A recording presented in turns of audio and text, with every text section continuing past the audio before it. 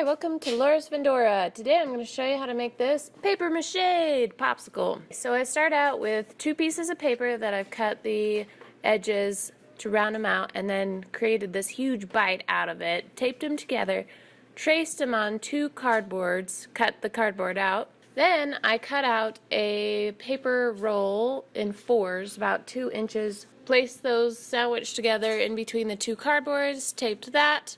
Using a half a cup of glue and a half cup of water, I stirred that together and then I cut out strips of newspaper and placed it around the shape that I've taped together.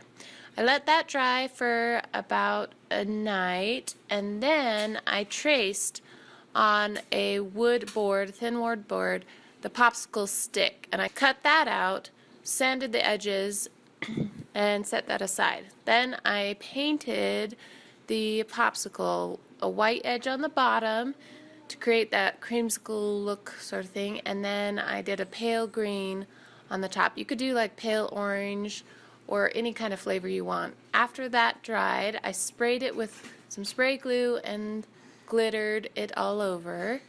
Glued the popsicle stick to the paper mache popsicle. I slit a little section at the bottom and tucked the popsicle stick in there, and then I hot glued it together. And there you go. That's how I made a paper mache popsicle. I hope this gives you ideas of if you're doing a party, popsicle party, or if you just want to have a paper mache popsicle around the house.